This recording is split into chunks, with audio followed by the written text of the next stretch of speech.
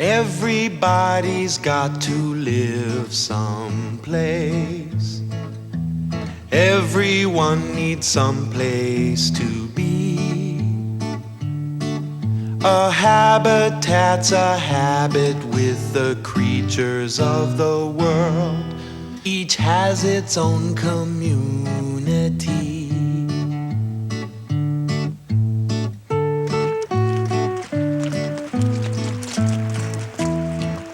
Hi, I'm Jim. Today my friends and I are exploring a habitat in the woods just a few miles outside our town. We're going to visit a woodland stream, and while we're exploring the stream, we're going to discover some very important things about water and nature. Okay, gang, what do you think? It looks like a river. That's too small to be a river. Well, maybe it's a little river. Well, I guess you could call it a little river, but something this small we usually call a stream. And when streams are even smaller than this, they're usually called creeks or brooks. Now, listen real carefully. You hear that sound? That's the sound the water makes when it rushes over the rocks. Some people say that's the sound of the stream talking. I wonder what it's saying. Well, I think it has a story to tell us, but we kind of have to figure it out from what we see. Now, we've got a pretty warm day today, so if you want to take your jackets off, you'll be more comfortable. Where does the stream come from, Jim? Good question. Does anybody know where the water comes from?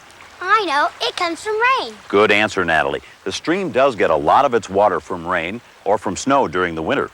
But it hasn't rained around here for a while, yet the water is rushing right along. Let's see if we can find out where else the stream gets water. Here, Leland, take this bucket of water and let's walk up here a little way. Now pour the water onto the ground as if it were raining. Okay, now what's happened to the water? It's soaked right into the ground. Yep, a lot of rainwater soaks deep into the ground and stays there as soil moisture or drains into low areas. And then it comes out in stream beds like this one. But it does rain on streams and rivers. You're right. Some rainwater does fall directly into streams and rivers. And some rain falls on the ground and it just runs downhill and into the stream. And that's the first part of the stream story. Where do streams get their water? Where do streams get their water? Rainwater that falls into the stream, rainwater that runs off the ground, rainwater that has soaked into the ground and drains into streams. When it's raining, water's always draining, flowing down into the woodland stream. Some will come directly down, some will run in from the ground. All around. Underground, water flowing. But where does the rain come from, Jim? That's another good question. And you see part of the answer every time it stops raining. We do? Sure you do. See, when it's raining, everything outside gets wet. But then when it stops raining, after a while, everything's dry again. So where does the water go?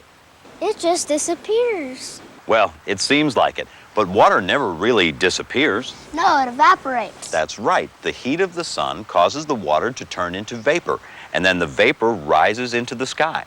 Yeah, we did an experiment like that at school. We boiled water in a pot. And that's a good way to show what happens. You heat water in a pot, and the steam rises up and turns into water vapor. That's like the sun evaporating the rainwater.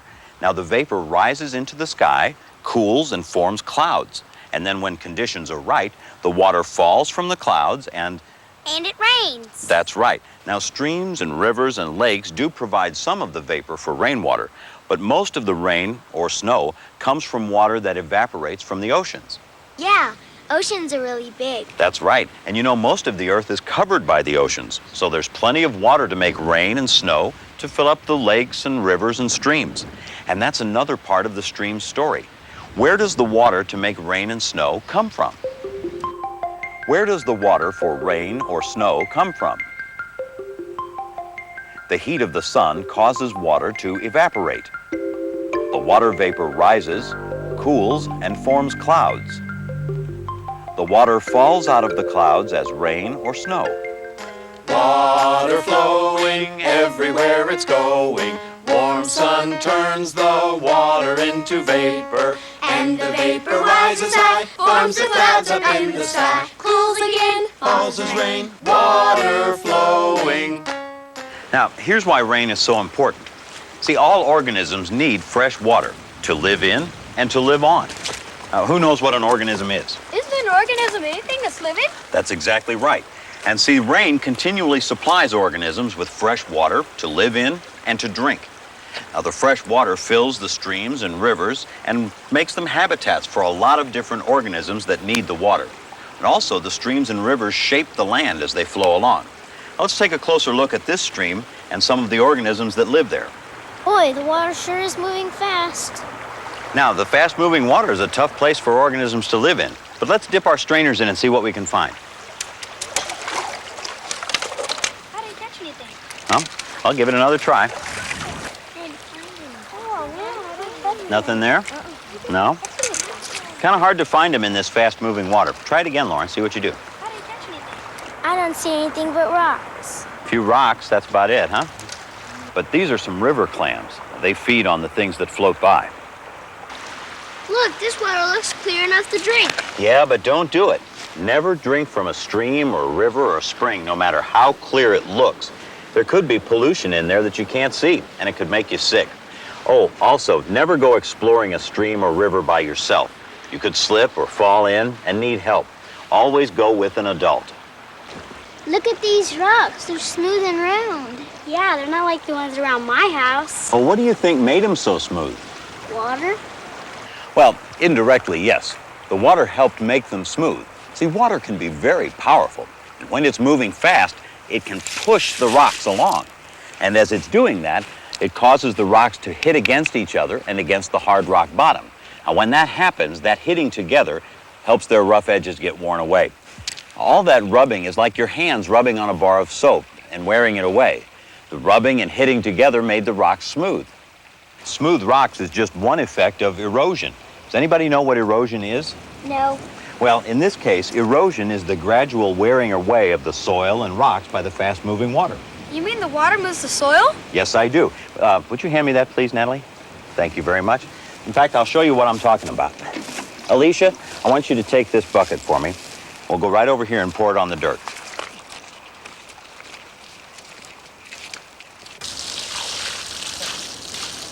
See how the water carries dirt and other things with it as it moves downhill, and it's making grooves in the soil. Well, water can do that on large surfaces too. Look around you. See how the water has changed the shape of the land. Well, look over there. See that steep bank? See how it slants down? The stream made it that shape. And look at those trees. The ground around their roots has been eroded, worn away. When the stream is moving very fast, it will wash away all the dirt until there's nothing left but rock. And up ahead, you can see how the stream has eroded the banks into a different shape. So erosion makes the stream curve back and forth. Yep, that's right. Wherever the stream can wash away the soil and move downhill, that's what it'll do. Now, sometimes erosion can cause problems for people. For example, if this stream were to keep eroding the banks in this direction... And pretty soon it'd wash away that road over there. That's right. Or erode a farmer's field. Just wash away his crops. So the stream is always changing? That's right. The woodland stream habitat is always changing because of the erosion caused by the fast-moving water. Now, let's take a look at a slower-moving part of the stream. The stream is moving a lot slower here, and the water's a lot muddier. Well, when the water slows down, the bits and pieces of soil it's been carrying along with it settle to the bottom. Well, here, let's fill up the jar with water and I'll show you. Now, see how the bits and pieces of dirt are slowly beginning to settle toward the bottom? All right, let's let this settle for just a bit. Now, see how the small pieces of soil have sunk to the bottom? We call that sediment, and the sediment is rich in nutrients. Now, organisms, plants and animals, can feed on it and grow. Remember what happened when we dipped our strainers into the fast-moving water? What did we find? Nothing. That's right, almost nothing. Well, let's try it here where the water's a lot slower. Dip your nets in and see what kind of organisms we can find. Look, I caught something. It's moving. What have you got? Look. What have you got? Something So that's a small insect nymph. Let's put him in the pan and we'll save him. I found a snail. Did you find a snail? Yeah. Leland, how's it going? All right, take him over and put him in the pan with Luke's minnow. Oh, those are the two minnows you found. Pretty lively, aren't they? You see that little creature moving so slow? That's a snail. Oh, there's a nymph. And see that one? That's a nymph too, but of a different kind. Oh, there's a little sunfish. Oh, there's one of the crawdads you caught a little earlier. It kind of looks like a lobster, doesn't he? Now that we've had a chance to learn about these organisms, let's put them back where they belong. Now, the more plants you find, the more insects you'll find, in the water or on land. Because the insects eats the plants, right? That's exactly right. I know that's moss over there. But what's that green stuff here? Oh, that's algae. You'll find it in the backwater, a place where the stream is very still or moving very slowly. Jim, where does the water in a stream go? Anybody know? To a river. That's right. Now, some streams end at lakes, but the water from this stream goes to a river. And where does the water from the rivers go? To the ocean? That's exactly right. Most of the water from lakes and streams winds up at the ocean. Now, who remembers where the water comes from that fills the streams? From the rain. That's right. And rainwater comes from? The ocean. That's right. It's like a circle. The water in the ocean evaporates. And then turns into rain. And the rain falls into the rivers and streams. And the rivers and streams end up back in the ocean. Yep. And we call that the water cycle. I get it. Water cycle. Like bicycle. Yeah, the water goes round and round like the wheels on a bicycle. That's right. Water comes from the ocean and it goes back to the ocean. We keep using the same water over and over again.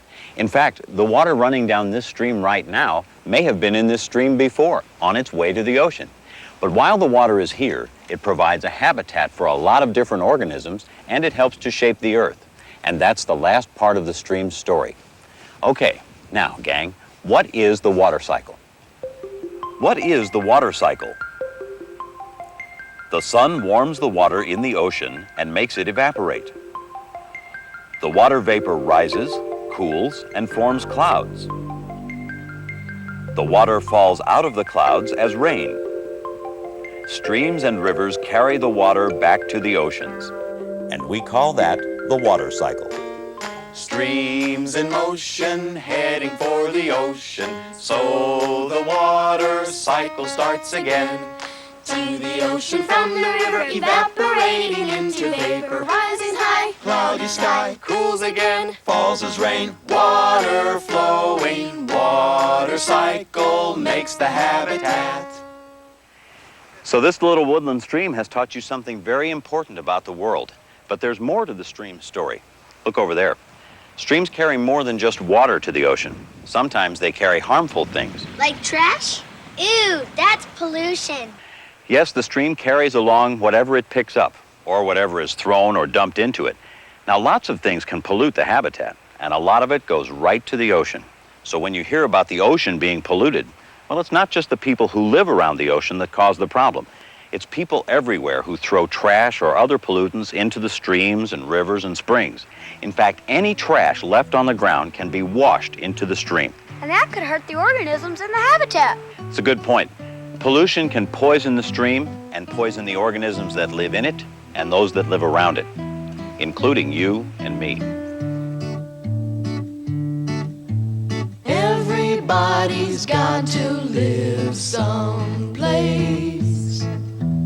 Everyone needs someplace to be. A habitat's a habit with the creatures of the world.